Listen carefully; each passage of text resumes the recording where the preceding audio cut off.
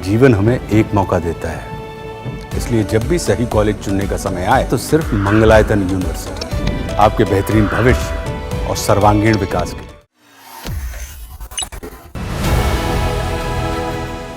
एक बार फिर कोरोना ने तेजी से अपने पैर पसारने शुरू कर दिए हैं। अमेरिका में हाल ही में एक नए तरह के कोविड-19 वेरिएंट में इजाफा देखा गया है, जिसके बाद से चिंता बढ़ गई है। XFG वेरिएंट, जिसे आम बोलचाल की भाषा में स्ट्रेटस कहा जाता है, पूरे अमेरिका के साथ साथ यूरोपीय देशों में तेजी से फैल रहा है। XFG वेरिएंट का पहली बार जनवरी में साउथ ईस्ट एशिया में पता चला था। USA टुडे की रिपोर्ट के मुताबिक मई तक इस वेरिएंट के मामले 0% से भी कम थे, लेकिन जून में इस वेरिएंट के मामलों में तेजी से वृद्धि देखी गई।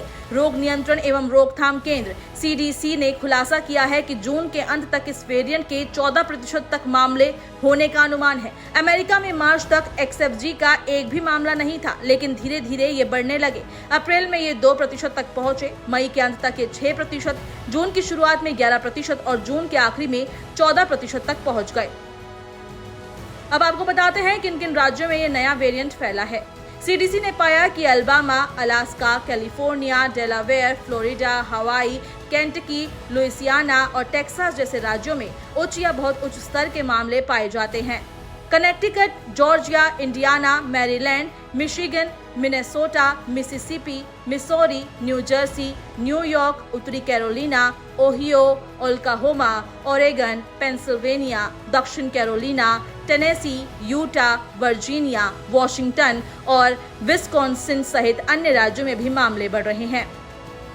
विश्व स्वास्थ्य संगठन यानी WHO के मुताबिक XFG एक ऐसा वेरिएंट है जो LF.7 और LP.8.1.2 वंशों का पुनर्योग है। सबसे पहला नमूना 27 जनवरी 2025 को एकत्र किया गया था। अपनी जून की रिपोर्ट में WHO ने कहा कि XFG को वैश्विक स्तर पर बढ़ते अनुपात के साथ निगरानी में रखा गया है। विशेषज्ञों ने कहा कि SARS-CoV-2 वो वायरस जो कोविड-19 का कारण बनता है, लगातार बदल रहा है। ये समय के साथ अपने आनुवांशिक कोड में उत्परिवर्तन जमा कर रहा है, इसलिए नए वेरिएंट के सामने आने की उम्मीद है। नेवादा विश्वविद्यालय रेनो में माइक्रोबायोलॉजी और इम्यूनोलॉजी के प्रोफेसर सुभाष वर्मा ने US टुडे को बताया कि इस वेरिएंट के उत्परिवर्तन से XFG की प्रतिरक्षा प्रतिक्रियाओं से बचने की क्षमता बढ़ सकती है। उन्होंने कहा कि फिलहाल इस बात का कोई स्पष्ट प्रमाण नहीं है कि XFG पहले के ओमिक्रॉन वेरिएंट की तुलना में ज्यादा गंभीर बीमारी है या काफी अलग लक्षण पैदा करता है।